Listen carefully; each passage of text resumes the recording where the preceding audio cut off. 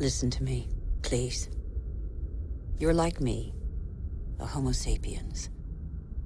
A wise human. Life, a miracle in the universe, appeared around 4 billion years ago. And we humans, only 200,000 years ago. Yet we have succeeded in disrupting the balance that is so essential to life. Listen carefully to this extraordinary story, which is yours, and decide what you want to do with it.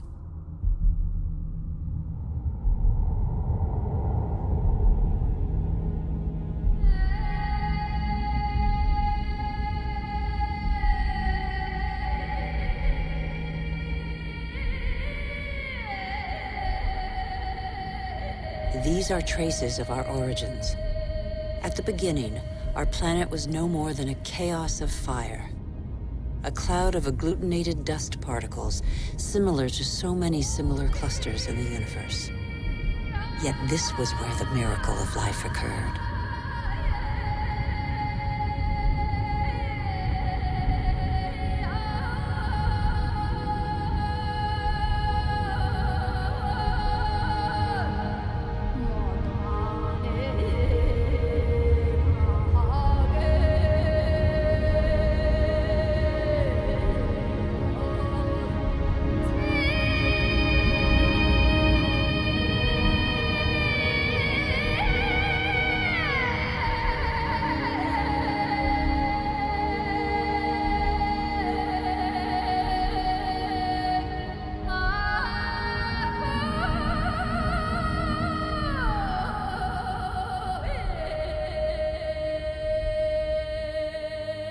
Today, life, our life, is just a link in a chain of innumerable living beings that have succeeded one another on Earth over nearly 4 billion years.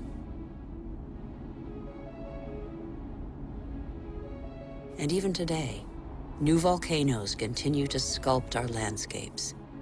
They offer a glimpse of what our Earth was like at its birth. Molten rock surging from the depths, solidifying, cracking, blistering or spreading in a thin crust before falling dormant for a time.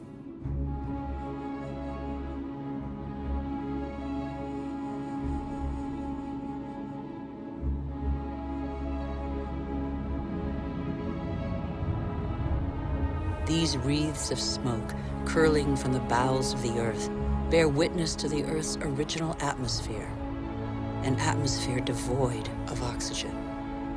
A dense atmosphere, thick with water vapor, full of carbon dioxide. A furnace.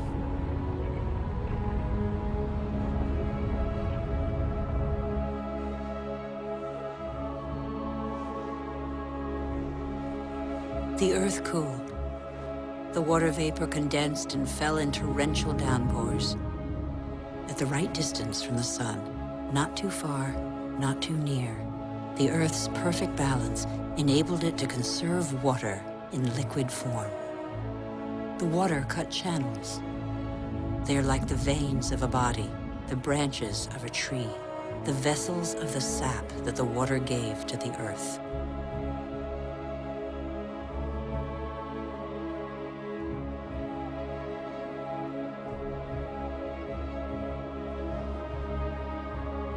The rivers tore minerals from the rocks and gradually added them to the fresh water of the oceans. And the oceans became heavy with salt.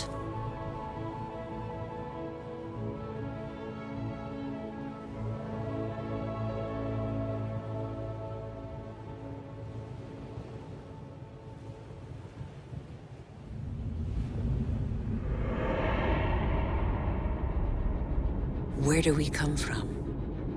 Where did life first spark into being? A miracle of time, primitive life forms still exist in the globe's hot springs. They give them their colors. They're called archaeobacteria.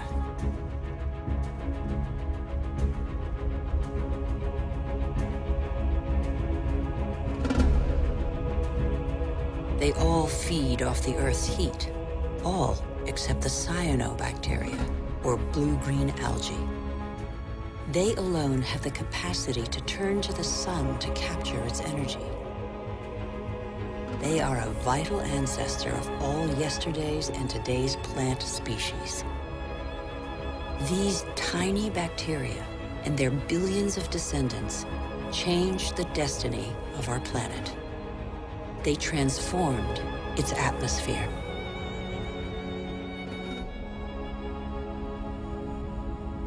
What happened to the carbon that poisoned the atmosphere?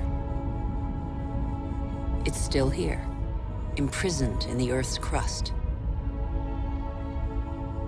Here, there once was a sea inhabited by microorganisms. They grew their shells by tapping into carbon from the atmosphere, dissolved in the ocean. These strata are the accumulated shells of those billions and billions of microorganisms.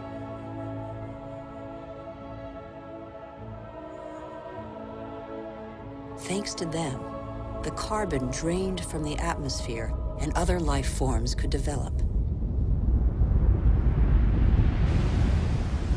It is life that altered the atmosphere. Plant life fed off the sun's energy, which enabled it to break apart the water molecule and take the oxygen. And oxygen filled the air. The Earth's water cycle is a process of constant renewal. Waterfalls, water vapor, clouds, rain, springs, rivers, seas, oceans, glaciers.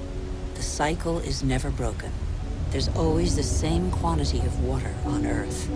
All the successive species on Earth have drunk the same water. The astonishing matter that is water, one of the most unstable of all. It takes a liquid form as running water, gaseous as vapor, or solid as ice. In Siberia, the frozen surfaces of the lakes in winter contain the traces of the forces that water deploys when it freezes. Lighter than water, the ice floats. It forms a protective mantle against the cold, under which life can go on.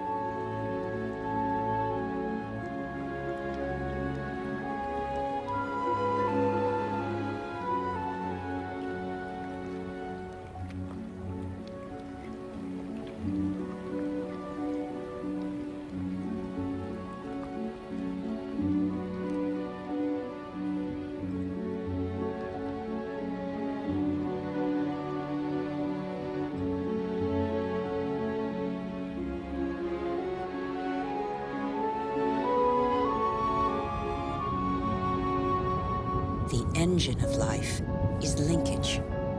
Everything is linked. Nothing is self-sufficient. Water and air are inseparable, united in life and for our life on Earth. Sharing is everything.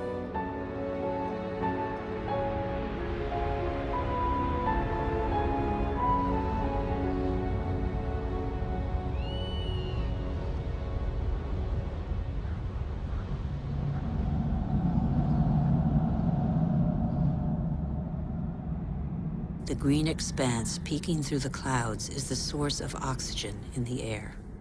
70% of this gas, without which our lungs cannot function, comes from the algae that tint the surface of the oceans. Our Earth relies on a balance in which every being has a role to play and exists only through the existence of another being. A subtle, fragile harmony that is easily shattered.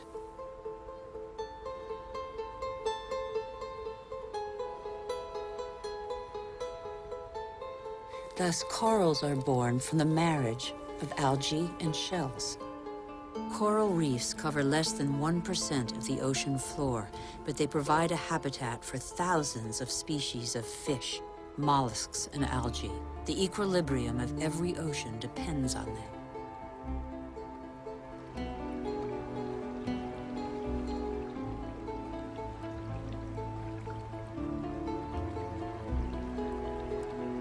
The Earth counts time in billions of years. It took more than 4 billion years for it to make trees. In the chain of species, trees are a pinnacle, a perfect living sculpture. Trees defy gravity. They are the only natural element in perpetual movement toward the sky. They grow unhurriedly toward the sun that nourishes their foliage.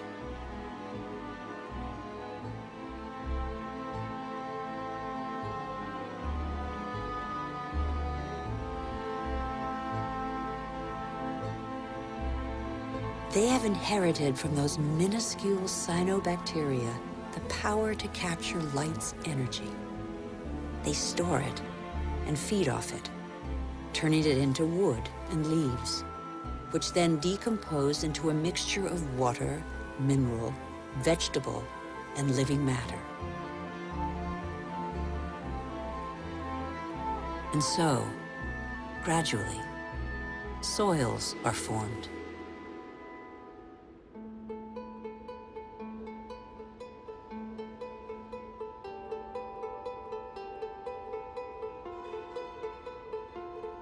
Soils teem with the incessant activity of microorganisms feeding, digging, aerating, and transforming. They make the humus, the fertile layer to which all life on land is linked.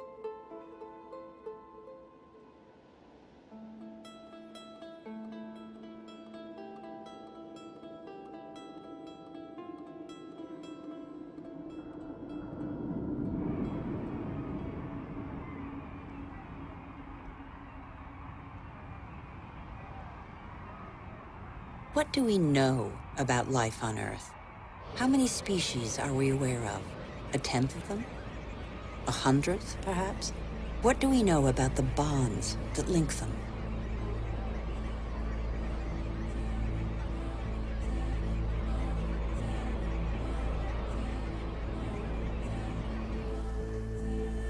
The Earth is a miracle. Life remains a mystery.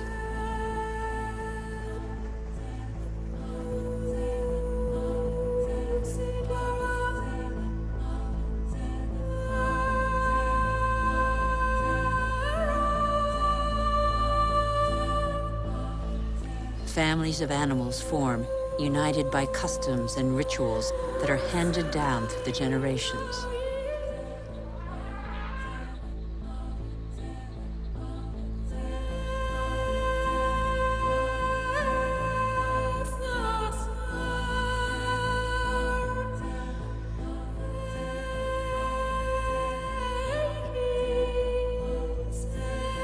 Some adapt to the nature of their pasture, and their pasture adapts to them.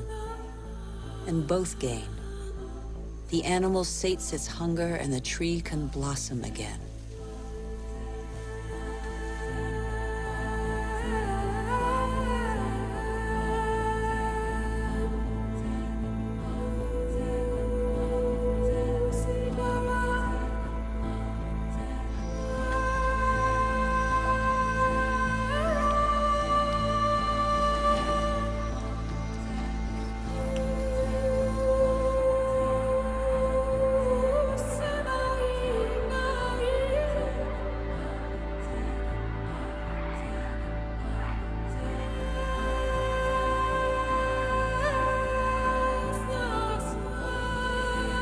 In the great adventure of life on Earth, every species has a role to play. Every species has its place.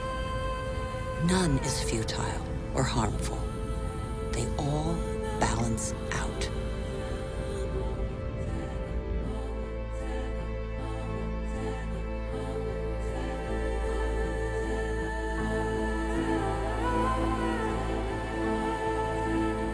And that's where you, Homo sapiens, wise human, enter the story. You benefit from a fabulous 4 billion-year-old legacy bequeathed by the Earth.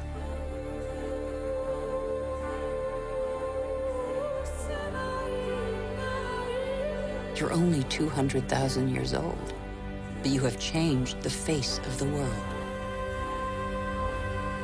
Despite your vulnerability, you have taken possession of every habitat and conquered swaths of territory like no other species before you.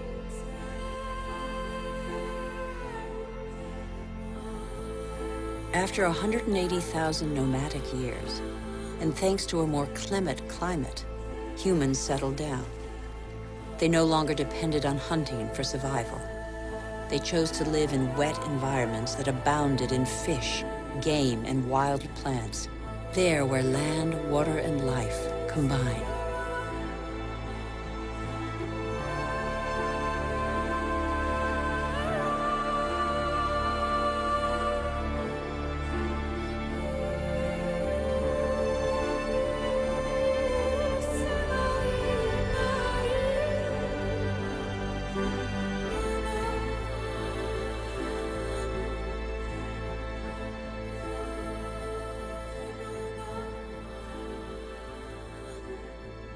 Even today, the majority of humankind lives on the continent's coastlines or the banks of rivers and lakes.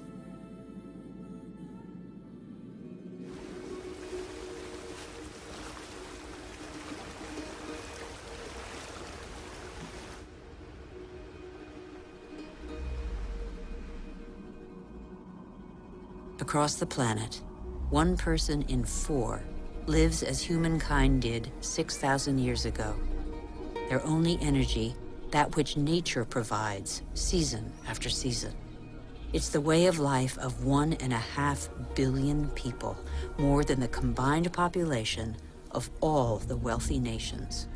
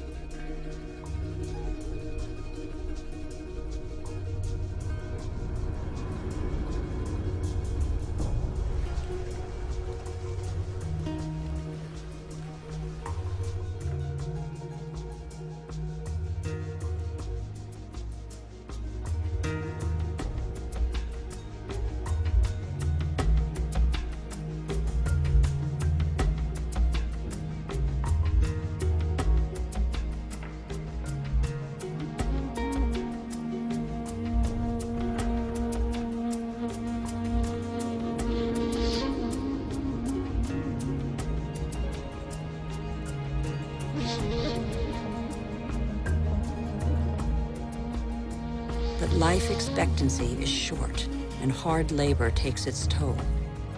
The uncertainties of nature weigh on daily life. Education is a rare privilege. Children are a family's only asset, as long as every extra pair of hands is a necessary contribution to its subsistence.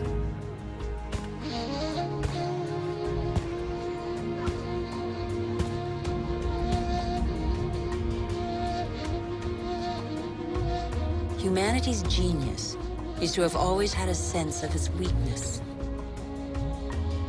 The physical energy and strength with which nature insufficiently endowed humans is found in animals that help them to discover new territories.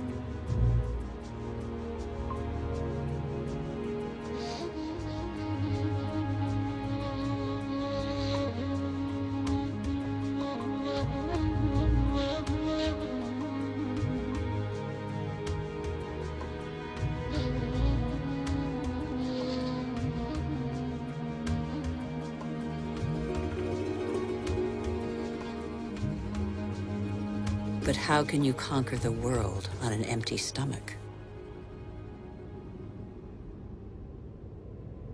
The invention of agriculture turned our history on end. It was less than 10,000 years ago. Agriculture was our first great revolution.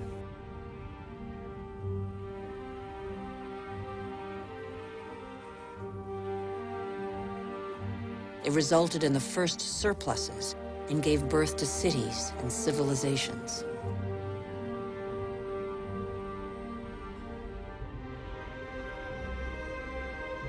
The memory of thousands of years scrabbling for food faded. Having made grain the yeast of life, We multiplied the number of varieties and learned to adapt them to our soils and climates.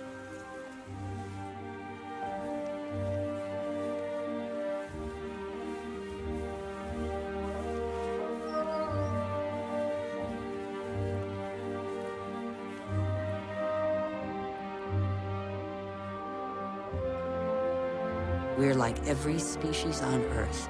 Our principal daily concern is to feed ourselves.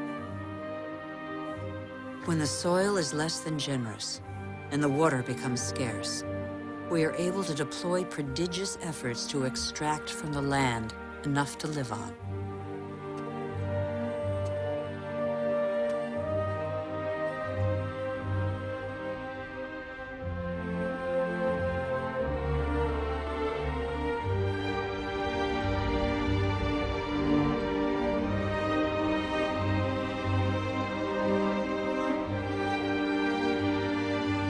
Humans shape the land with the patience and devotion that the earth demands in an almost sacrificial ritual performed over and over.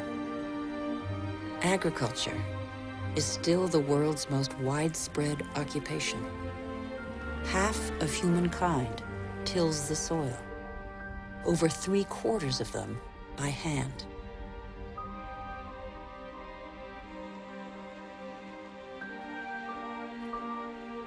Agriculture is like a tradition handed down from generation to generation in sweat, graft, and toil, because for humanity, it is a prerequisite of survival.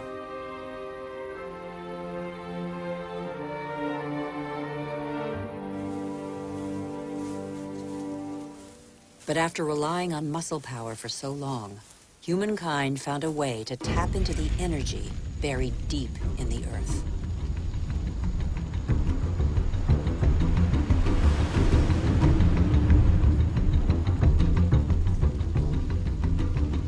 These flames are also from plants, a pocket of sunlight, pure energy, the energy of the sun, captured over millions of years by millions of plants more than 100 million years ago. It's coal, it's gas, and above all, it's oil.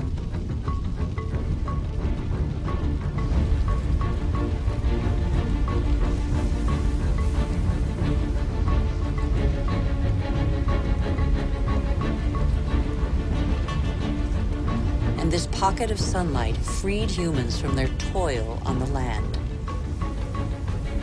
With oil began the era of humans who break free of the shackles of time.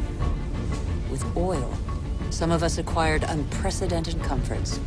And in 50 years, in a single lifetime, the Earth has been more radically changed than by all previous generations of humanity.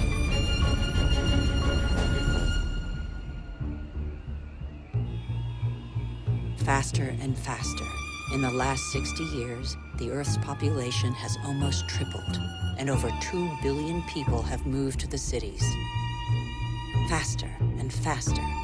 Shenzhen in China, with its hundreds of skyscrapers and millions of inhabitants, was just a small fishing village barely 40 years ago. Faster and faster. In Shanghai, 3,000 towers and skyscrapers have been built in 20 years. Hundreds more are under construction.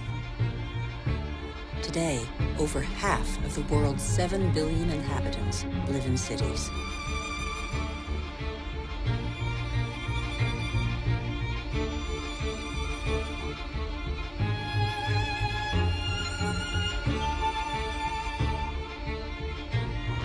New York, the world's first megalopolis, is the symbol of the exploitation of the energy the Earth supplies to human genius.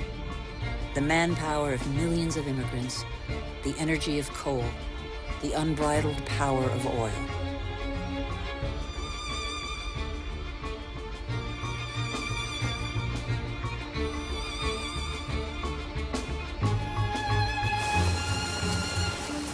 America was the first to harness the phenomenal, revolutionary power of black gold. In the fields, machines replaced men. a liter of oil generates as much energy as 100 pairs of hands in 24 hours. In the United States, only 3 million farmers are left. They produce enough grain to feed 2 billion people. But most of that grain is not used to feed people. Here, and in all other industrialized nations, it's transformed into livestock feed, or biofuels.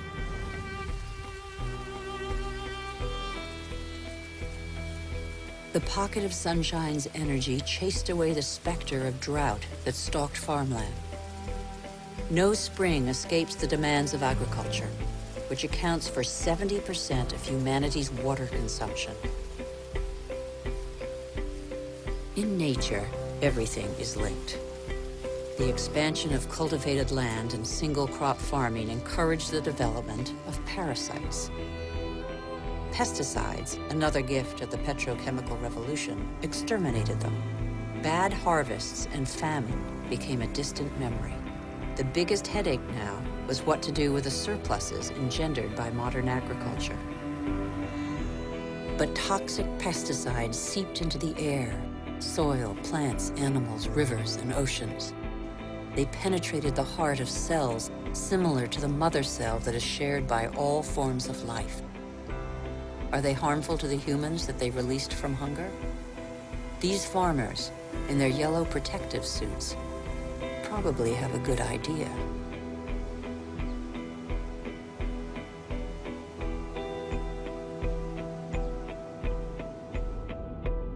Then came fertilizers, another petrochemical discovery.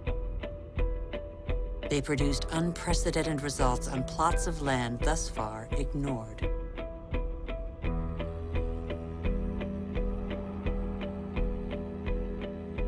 Crops adapted to soils and climates gave way to the most productive varieties and the easiest to transport. And so, in the last century, 3/4 of the varieties developed by farmers over thousands of years have been wiped out.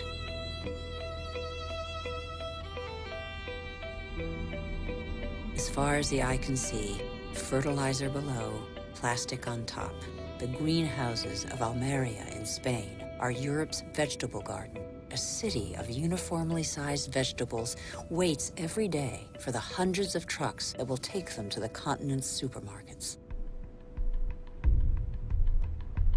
The more a country develops, the more meat its inhabitants consume. How can growing worldwide demand be satisfied without recourse to concentration camp-style cattle farms? Faster and faster, like the life cycle of livestock which may never see a meadow. Manufacturing meat faster than the animal has become a daily routine. In these vast food lots trampled by millions of cattle, not a blade of grass grows. A fleet of trucks from every corner of the country brings in tons of grain, soy meal, and protein-rich granules that will become tons of meat.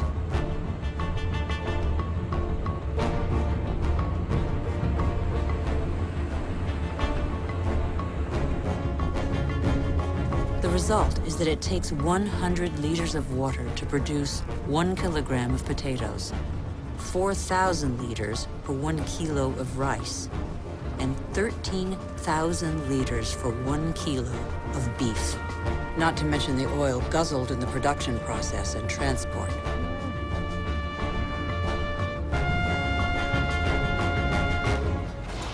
Our agriculture has become oil-powered. It feeds twice as many humans on Earth, but has replaced diversity with standardization. It has offered many of us comforts we could only dream of, but it makes our way of life totally dependent on oil. This is the new measure of time. Our world's clock now beats to the rhythm of these indefatigable machines tapping into the pocket of sunlight. The whole planet is attentive to these metronomes of our hopes and illusions. The same hopes and illusions that proliferate along with our needs, increasingly insatiable desires and profligacy. We know that the end of cheap oil is imminent, but we refuse to believe it. For many of us, the American dream is embodied by a legendary name, Los Angeles. In this city that stretches over 100 kilometers, the number of cars is almost equal to the number of inhabitants. Here, energy puts on a fantastic show every night.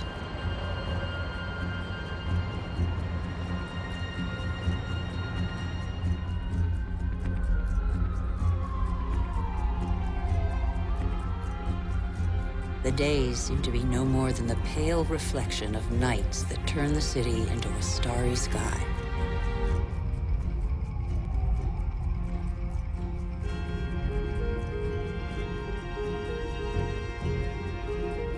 Faster and faster. Distances are no longer counted in miles, but in minutes. The automobile shapes new suburbs where every home is a castle, a safe distance from the asphyxiated city centers, and where neat rows of houses huddle around dead-end streets. The model of a lucky few countries has become a universal dream preached by televisions all over the world. Even here in Beijing, it is cloned, copied, and reproduced in these formatted houses that have wiped pagodas off the map.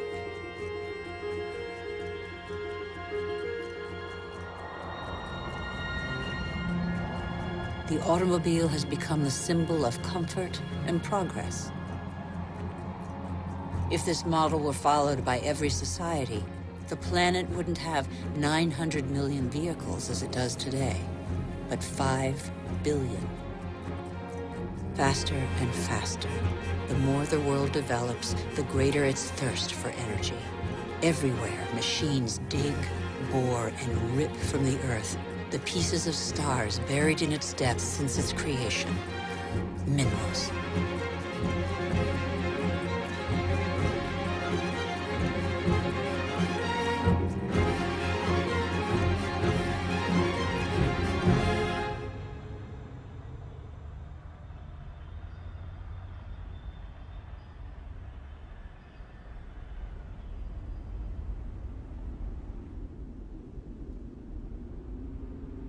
As a privilege of power, 80% of this mineral wealth is consumed by 20% of the world's population.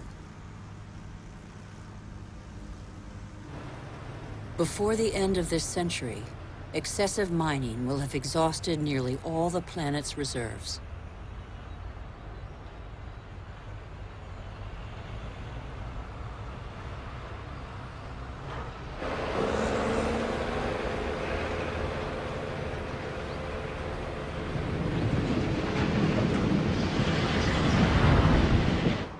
Faster and faster. Shipyards churn out oil tankers, container ships, and gas tankers to cater for the demands of globalized industrial production. Most consumer goods travel thousands of kilometers from the country of production to the country of consumption. Since 1950, the volume of international trade has increased 20 times over.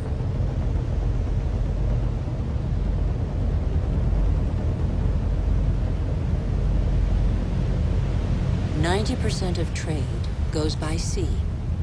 500 million containers are transported every year, headed for the world's major hubs of consumption, such as Dubai. Dubai is a sort of culmination of the Western model, a country where the impossible becomes possible, building artificial islands in the sea, for example. Dubai has few natural resources. But with the money from oil, it can bring millions of tons of material and workers from all over the planet. Dubai has no farmland, but it can import food. Dubai has no water, but it can afford to expend immense amounts of energy to desalinate seawater and build the highest skyscrapers in the world. Dubai has endless sun, but no solar panels. It is the totem to total modernity that never fails to amaze the world.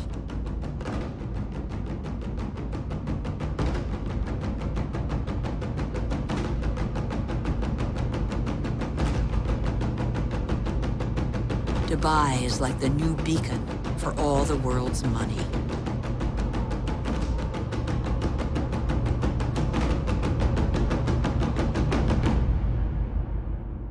Nothing seems further removed from nature than Dubai, although nothing depends on nature more than Dubai. Dubai is a sort of culmination of the Western model.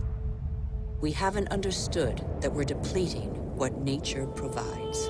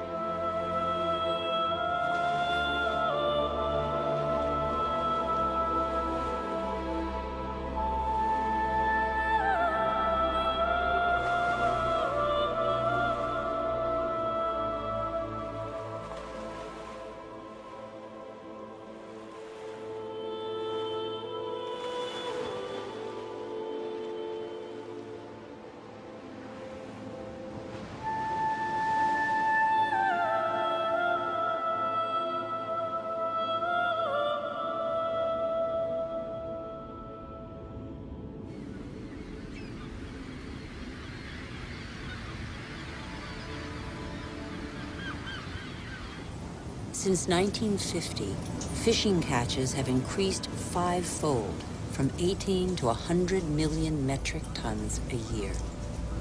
Thousands of factory ships are emptying the oceans. 3/4 of fishing grounds are exhausted, depleted, or in danger of being so. Most large fish have been fished out of existence since they have no time to reproduce.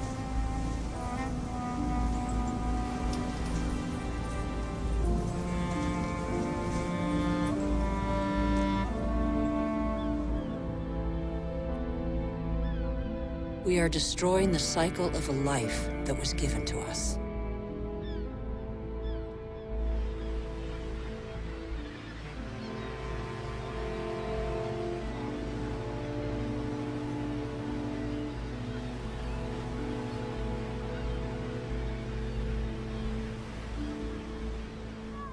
At the current rate, all fish stocks are threatened with exhaustion. Fish is the staple diet of 1 in 5 humans.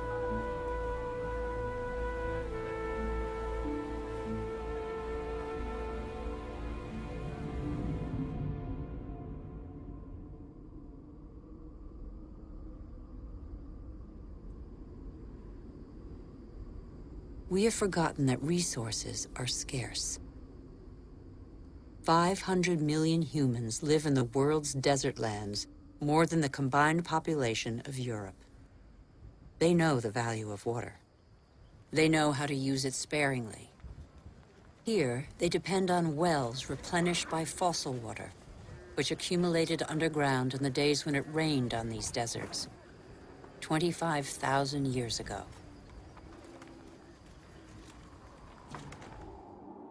Fossil water also enables crops to be grown in the desert to provide food for local populations. The field's circular shape derives from the pipes that irrigate them around a central pivot. But there is a heavy price to pay. Fossil water is a non-renewable resource.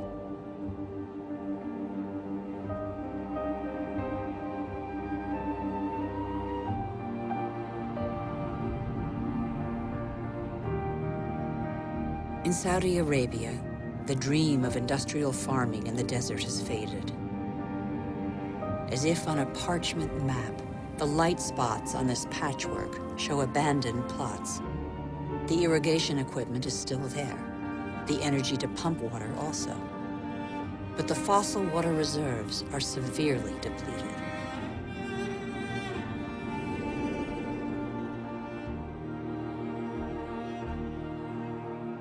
Israel turned the desert into arable land.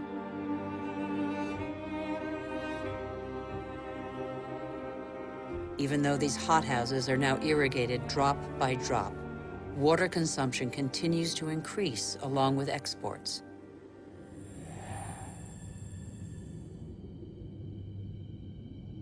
the once mighty River Jordan is now just a trickle. Its water has flown to supermarkets all over the world in crates of fruit and vegetables.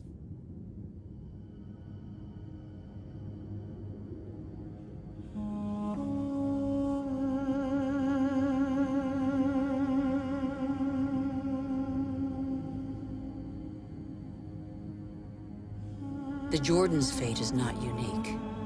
Across the planet, one major river in 10 no longer flows into the sea for several months of the year.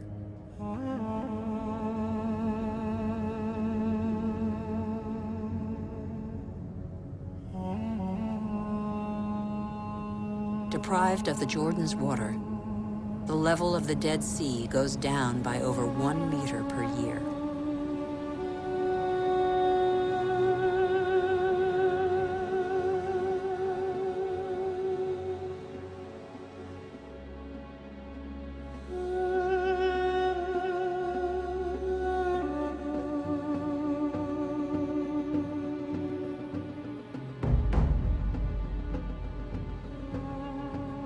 India risks being the country that suffers most from the lack of water in the coming century.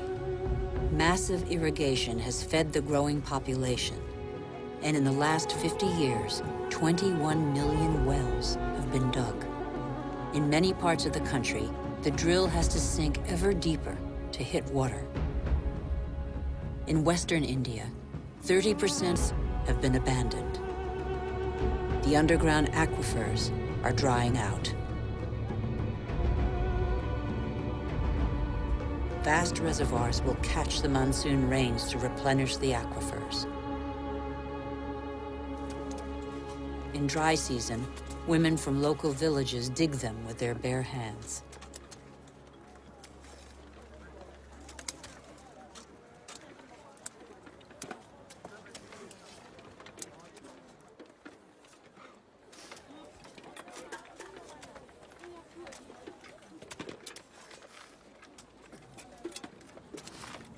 Thousands of kilometers away, 800 to 1,000 liters of water are consumed per person per day.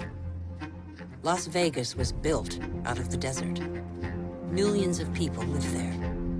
Thousands more arrive every month. The inhabitants of Las Vegas are among the biggest consumers of water in the world.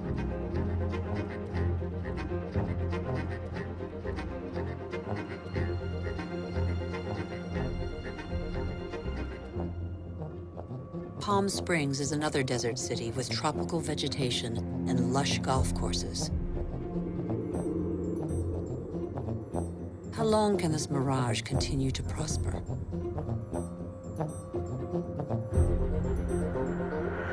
The Earth cannot keep up. The Colorado River, which brings water to these cities, is one of those rivers that no longer reaches the sea. Water levels in the catchment lakes along its course are plummeting.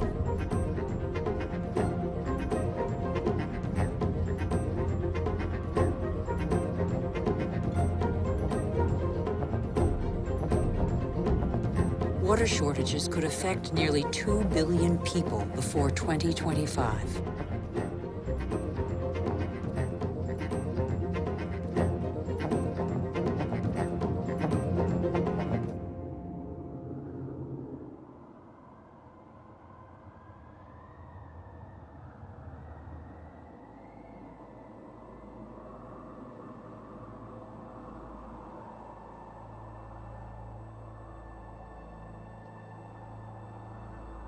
The wetlands represent 6% of the surface of the planet. Under their calm water lies a veritable factory where plants and microorganisms patiently filter the water and digest all the pollution. These marshes are indispensable environments for the regeneration and purification of water. They are sponges that regulate the flow of water. They absorb it in the wet season and release it in the dry season.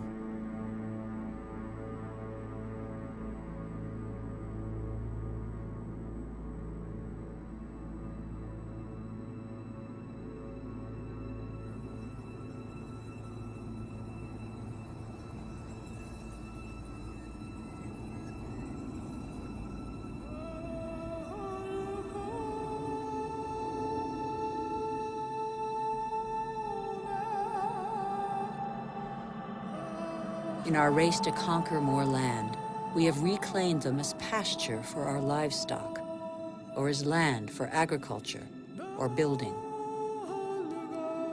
In the last century, half of the world's marshes were drained.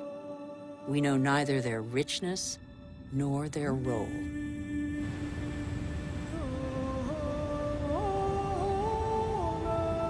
All living matter is linked. Water, air, soil, trees. The world's magic is right in front of our eyes.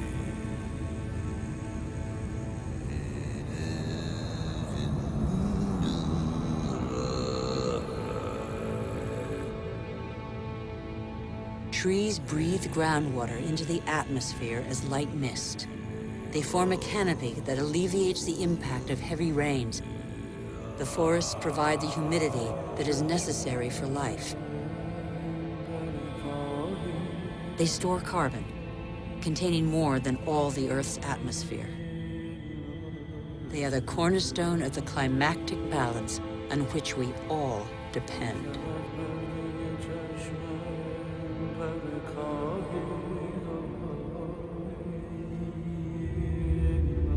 The trees of the primary forests provide a habitat for 3/4 of the planet's biodiversity. That's to say, of all life on Earth.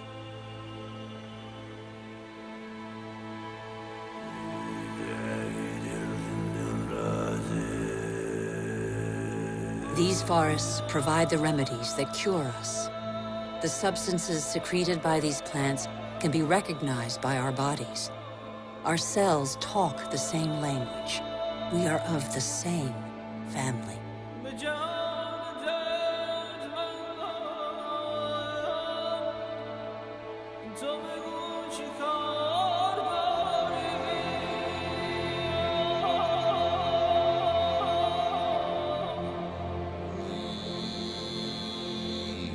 But in barely 40 years, the world's largest rainforest, the Amazon, has been reduced by 20%.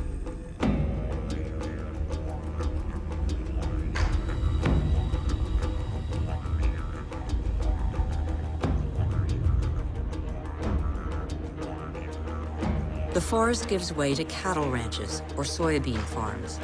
95% of these soybeans are used to feed livestock and poultry in Europe and Asia. And so, a forest is turned into meat.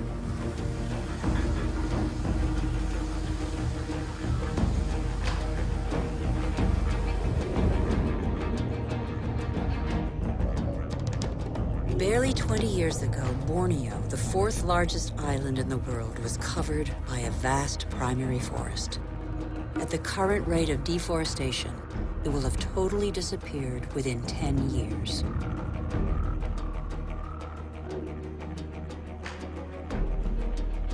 Living matter bonds water, air, earth, and the sun. In Borneo, this bond has been broken in what was one of the Earth's greatest reservoirs of biodiversity.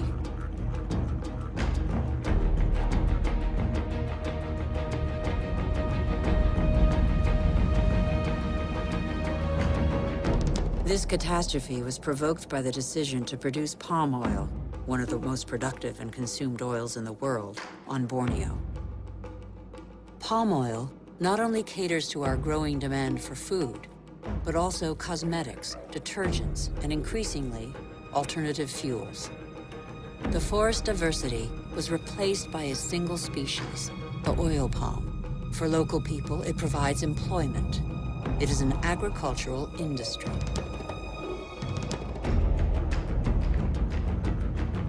Another example of massive deforestation is the eucalyptus. Eucalyptus is used to make paper pulp. Plantations are growing as demand for paper has increased 5-fold in 50 years. One forest does not replace another forest. At the foot of these eucalyptus trees, nothing grows because their leaves form a bed that is toxic for most other plants. They grow quickly, but exhaust water reserves. Soybeans, palm oil, eucalyptus trees. Deforestation destroys the essential to produce the superfluous. But elsewhere, deforestation is a last resort to survive.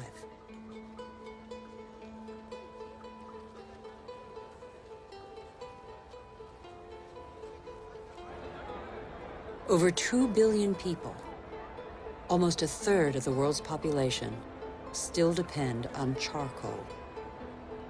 In Haiti, one of the world's poorest countries, charcoal is one of the population's main consumables. Once the pearl of the Caribbean, Haiti can no longer feed its population without foreign aid.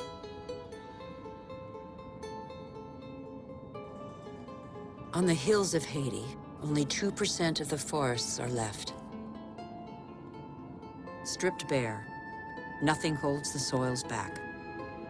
The rainwater washes them down the hillsides as far as the sea.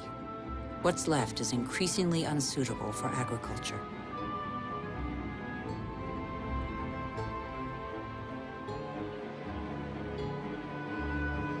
In some parts of Madagascar, the erosion is spectacular. Whole hillsides bear deep gashes hundreds of meters wide. Thin and fragile, soil is made by living matter. With erosion, the fine layer of humus, which took thousands of years to form, disappears.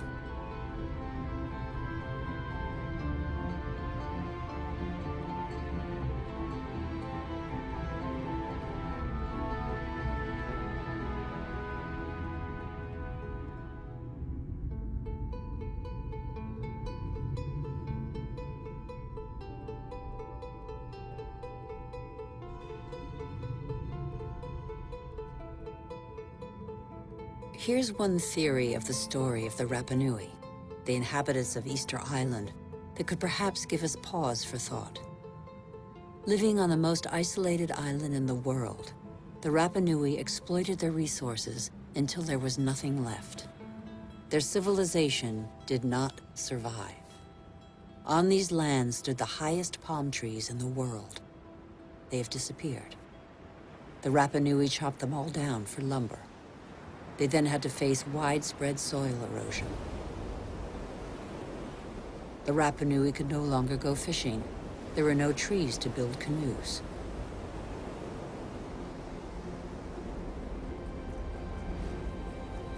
And yet the Rapa Nui formed one of the most brilliant civilizations in the Pacific. Innovative farmers, sculptors, exceptional navigators. They were caught in the vice of overpopulation and dwindling resources. They experienced social unrest, revolts, and famine. Many did not survive the cataclysm.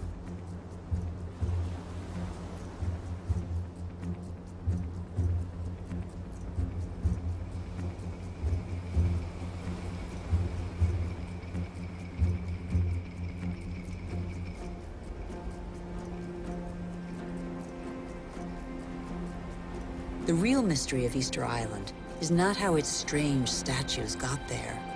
We know now. It's why the Rapa Nui didn't react in time.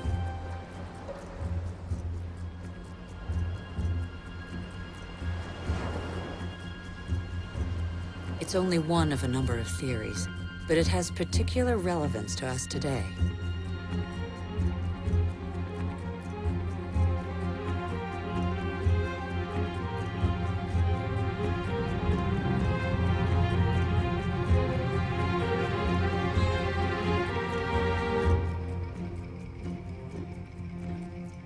Since 1950, the world's population has almost tripled. And since 1950, we have more fundamentally altered our island, the Earth, than in all of our 200,000-year history. Nigeria is the biggest oil exporter in Africa, and yet 70% of the population lives under the poverty line. The wealth is there, but the country's inhabitants don't have access to it. The same is true all over the globe. Half the world's poor live in resource-rich countries.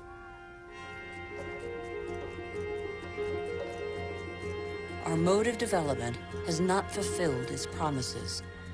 In 50 years, the gap between rich and poor has grown wider than ever. Today, half the world's wealth is in the hands of the richest 2% of the population.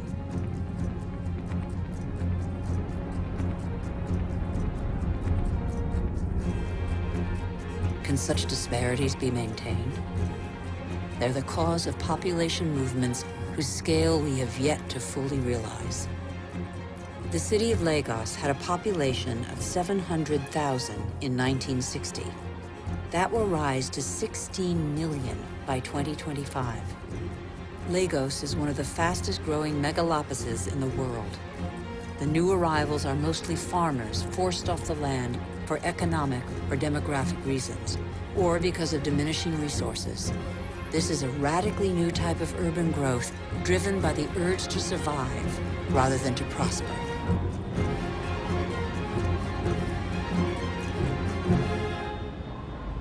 Every week, over 1 million people swell the populations of the world's cities.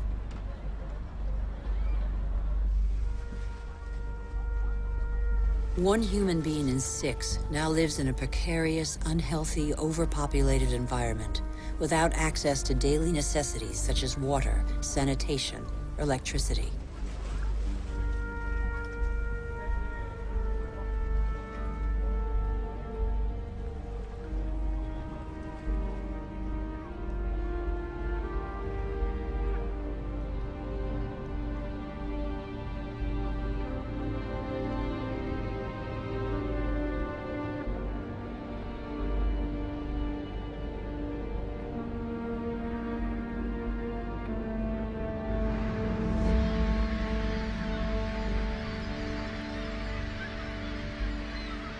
Hunger is spreading once more.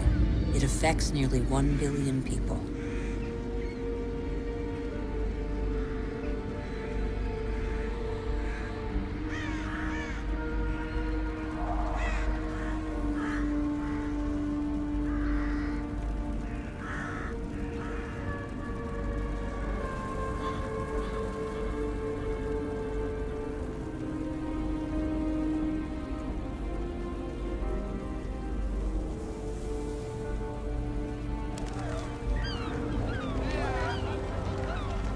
All over the planet, the poorest scrabble to survive on scraps, while we continue to dig for resources that we can no longer live without.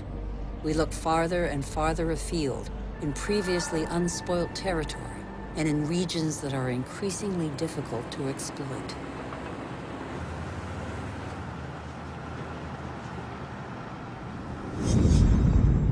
We're not changing our model.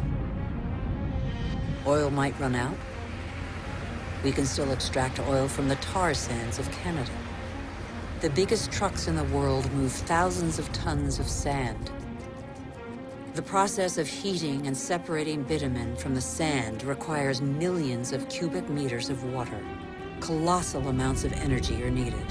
The pollution is catastrophic. The most urgent priority, apparently, is to pick every pocket of sunlight.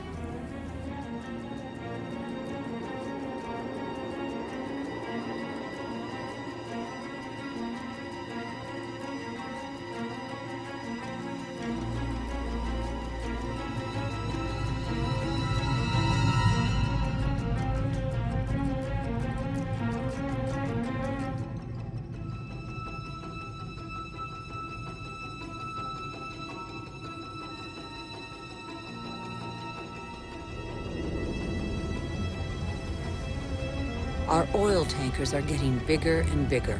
Our energy requirements are constantly increasing.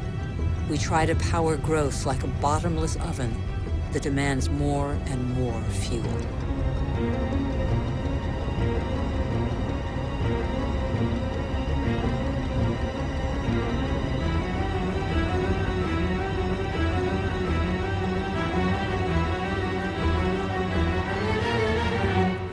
It's all about carbon. In a few decades, the carbon that made our atmosphere a furnace and that nature captured over millions of years, allowing life to develop, will have largely been pumped back out. The atmosphere is heating up. It would have been inconceivable for a boat to be here just a few years ago. Transport, industry, deforestation, agriculture. Our activities release gigantic quantities of carbon dioxide. Without realizing it, molecule by molecule, we have upset the Earth's climatic balance. All eyes are on the poles, where the effects of global warming are most visible. It's happening fast, very fast. The Northwest Passage that connects America, Europe, and Asia via the pole is opening up. The Arctic ice cap is melting. Under the effect of global warming, the ice cap has lost 40% of its thickness in 40 years. Its surface area in the summer shrinks year by year. It could disappear in the summer months by 2030. Some say 2015.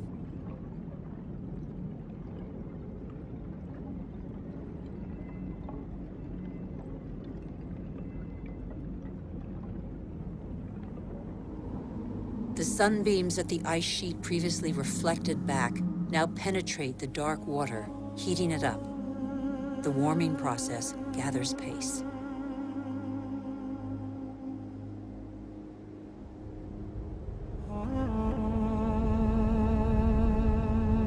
This ice contains the records of our planet. The concentration of carbon dioxide hasn't been so high for several 100,000 years. Humanity has never lived in an atmosphere like this.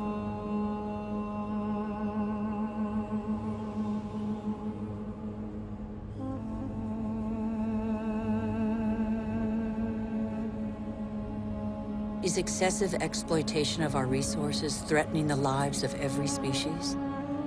Climate change accentuates the threat.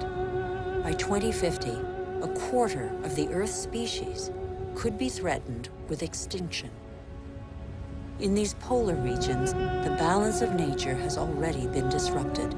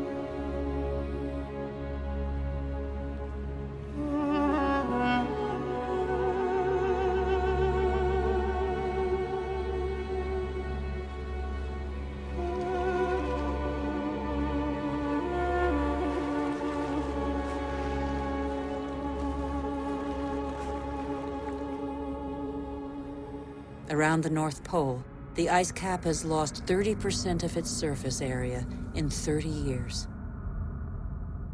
But as Greenland rapidly becomes warmer, the fresh water of a whole continent flows into the salt water of the oceans.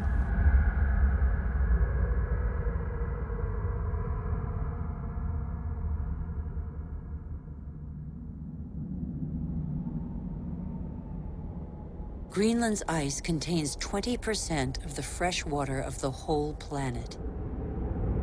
If it melts, sea levels will rise by nearly 7 meters.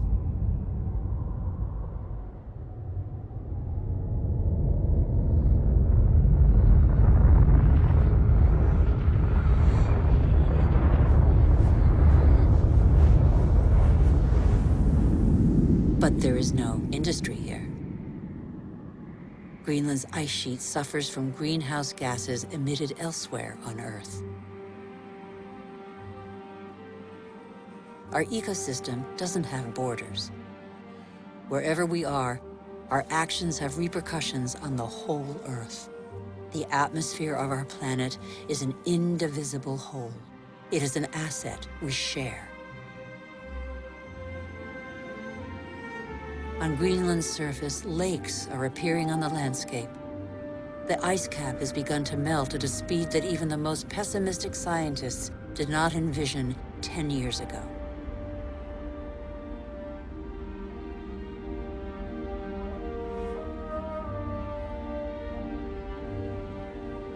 More and more of these glacier-fed rivers are merging together and burrowing through the surface.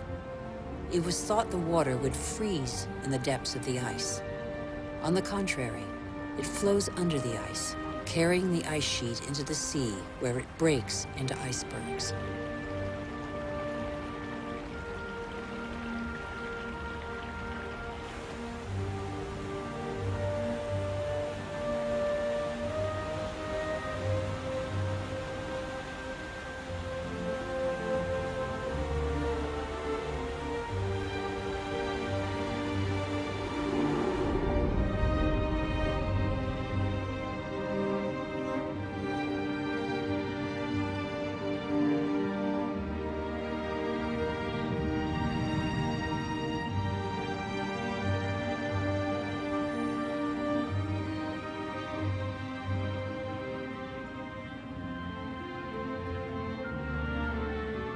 As the fresh water of Greenland's ice sheet gradually seeps into the salt water of the oceans, low-lying lands around the globe are threatened. Sea levels are rising. Water expanding as it gets warmer caused, in the 20th century alone, a rise of 20 centimeters. Everything becomes unstable. Coral reefs, for example, are extremely sensitive to the slightest change in water temperature. 30% have disappeared. They are an essential link in the chain of species.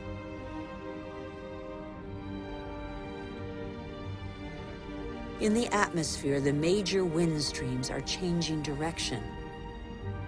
Rain cycles are altered. The geography of climates is modified. The inhabitants of the low-lying islands here in the Maldives, for example, are on the front line. They are increasingly concerned. Some are already looking for new, more hospitable lands.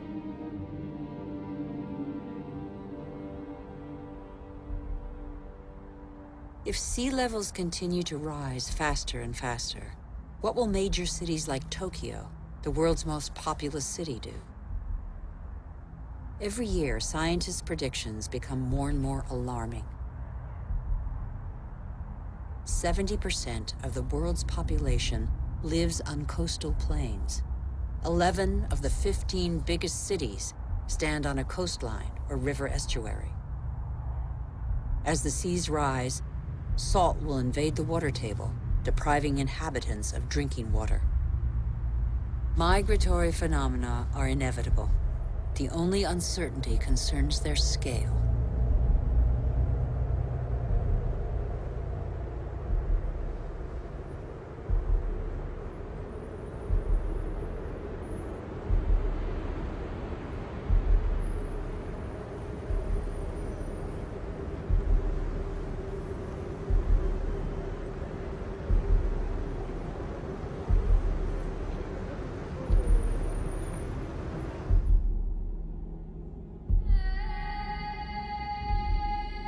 In Africa, Mount Kilimanjaro is unrecognizable. 80% of its glaciers have disappeared. In summer, the rivers no longer flow. Local peoples are affected by the lack of water. Even on the world's highest peaks, in the heart of the Himalayas, eternal snows and glaciers are receding. Yet these glaciers play an essential role in the water cycle. They trap the water from the monsoons as ice and release it in the summer when the snow melts.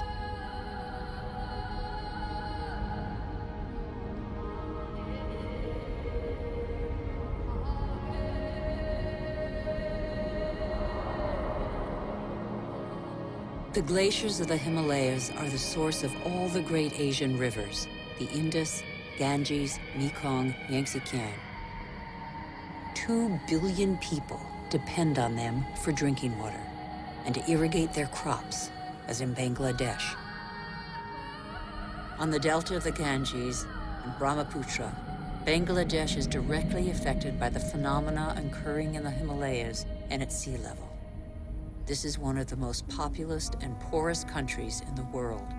It is already hit by global warming. The combined impact of increasingly dramatic floods and hurricanes could make a third of its landmass disappear. When populations are subjected to these devastating phenomena, they eventually move away.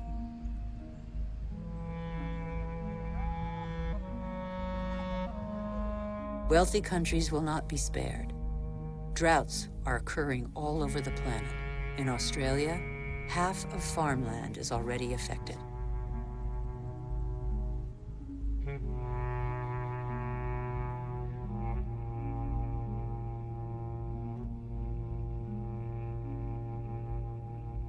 We are in the process of compromising the climactic balance that has allowed us to develop over 12,000 years.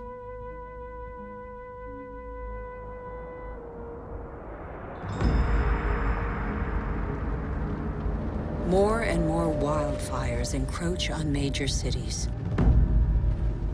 In turn, they exacerbate global warming. As the trees burn, they release carbon dioxide. The system that controls our climate has been severely disrupted. The elements on which it relies have been disrupted.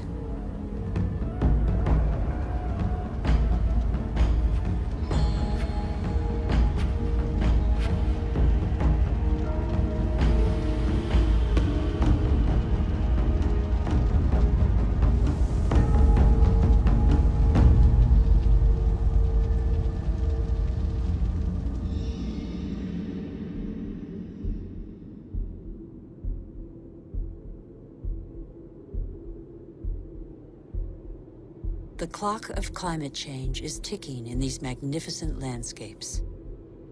Here in Siberia and elsewhere across the globe, it is so cold that the ground is constantly frozen. It's known as permafrost. Under its surface lies a climactic time bomb: methane, a greenhouse gas 20 times more powerful than carbon dioxide.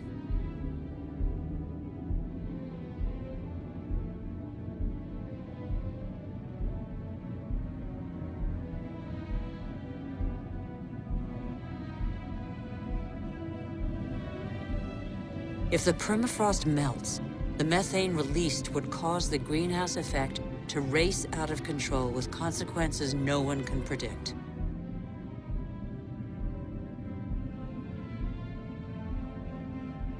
We would literally be in unknown territory.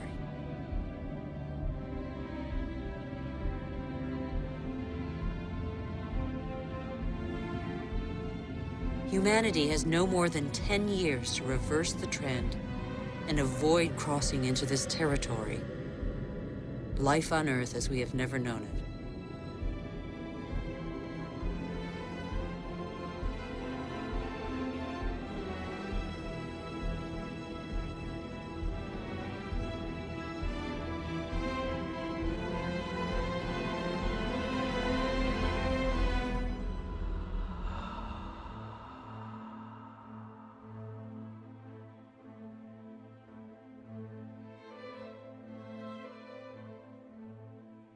We have created phenomena we cannot control.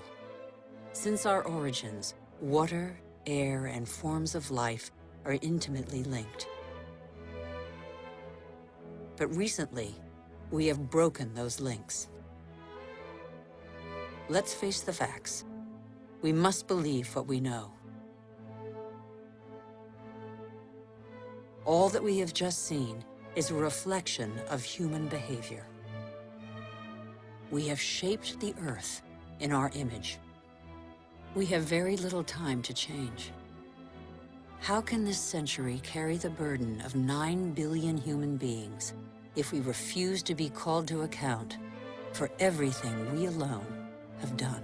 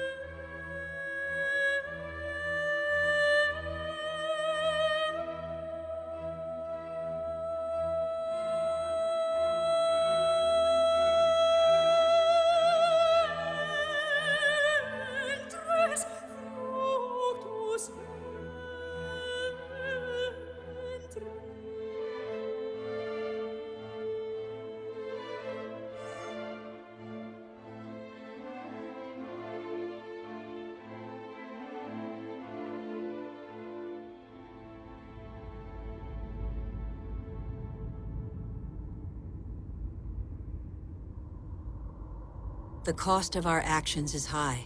Others pay the price without having been actively involved. I have seen refugee camps as big as cities, sprawling in the desert. How many men, women, and children will be left by the wayside tomorrow? Must we always build walls to break the chain of human solidarity, separate peoples, and protect the happiness of some from the misery of others? It's too late to be a pessimist. I know that a single human can knock down every wall. It's too late to be a pessimist. Worldwide, 4 children out of 5 attend school. Never has learning been given to so many human beings. Everyone, from richest to poorest, can make a contribution. Lesotho, one of the world's poorest countries, is proportionally the one that invests most in its people's education. Qatar, one of the world's richest states, has opened its doors to the best universities. Culture, education, research, and innovation are inexhaustible resources. In the face of misery and suffering, millions of NGOs prove that solidarity between peoples is stronger than the selfishness of nations. In Bangladesh, a man thought the unthinkable and founded a bank that lends only to the poor. In 30 years, it has changed the lives of 150 million people. Antarctica is a continent with immense natural resources that no country can claim for itself, a natural reserve devoted to peace and science. A treaty signed by 49 states has made it a treasure shared by all humanity. It's too late to be a pessimist. Governments have acted to protect nearly 2% of the world's territorial waters. It's not much, but it's 2 times more than 10 years ago. The first natural parks were created just over a century ago. They cover over 13% of the continents. They create spaces where human activity is in step with the preservation of species, soils, and landscapes. This harmony between humans and nature can become the rule, no longer the exception. In the United States, New York has realized that nature does for us. These forests and lakes supply all the drinking water the city needs. In South Korea, the forests have been devastated by war. Thanks to a national reforestation program, they once more cover 65% of the country. More than 75% of paper is recycled. Costa Rica has made a choice between military spending and the conservation of its lands. The country no longer has an army. It prefers to devote its resources to education, ecotourism, and the protection of its primary forest. Gabon is one of the world's leading producers of wood. It enforces selective logging, not more than 1 tree every hectare. Its forests are one of the country's most important economic resources, but they have the time to regenerate. Programs exist that guarantee sustainable forest management. They must become mandatory. For consumers and producers, justice is an opportunity to be seized. When trade is fair, when both buyer and seller benefit, everybody can prosper and earn a decent living. How can there be justice and equity between people whose only tools are their hands and those who harvest their crops with a machine and state subsidies? Let's be responsible consumers. Think about what we buy. It's too late to be a pessimist. I've seen agriculture on a human scale. It can feed the whole planet if meat production doesn't take the food out of people's mouths. I have seen fishermen who take care of what they catch and care for the riches of the ocean. I have seen houses producing their own energy. 5,000 people live in the world's first ever eco-friendly district in Freiburg, Germany. Other cities partner the project. Mumbai is the 1,000th to join them. The governments of New Zealand, Iceland, Austria, Sweden, and other nations have made the development of renewable energy sources a top priority. I know that 80% of the energy we consume comes from fossil energy sources. Every week, 2 new coal-fired generating plants are built in China alone. But I have also seen, in Denmark, a prototype of a coal-fired plant that releases its carbon into the soil rather than the air. A solution for the future? Nobody knows yet. I have seen in Iceland an electricity plant powered by the Earth's heat, geothermal power. I have seen a sea snake lying on the swell to absorb the energy of the waves and produce electricity. I have seen wind farms off the coast of Denmark that produce 20% of the country's electricity. The USA, China, India, Germany, and Spain are the biggest investors in renewable energy. They have already created over 2.5 million jobs. Where on earth doesn't the wind blow? I have seen desert expanses baking in the sun. Everything on Earth is linked, and the Earth is linked to the sun, its original energy source. Can humans not imitate plants and capture its energy? In 1 hour, the sun gives the Earth the same amount of energy as that consumed by all humanity in 1 year. As long as the Earth exists, the sun's energy will be inexhaustible. All we have to do is stop drilling the Earth and start looking to the sky. All we have to do is learn to cultivate the sun. All these experiments are only examples, but they testify to a new awareness. They lay down markers for a new human adventure based on moderation, intelligence, and sharing.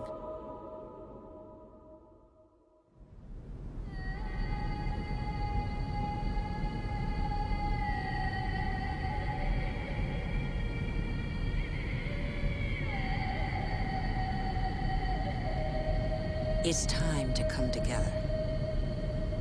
What's important is not what's gone, but what remains. We still have half the world's forests, thousands of rivers, lakes, and glaciers, and thousands of thriving species. We know that the solutions are there today. We all have the power to change. So what are we waiting for?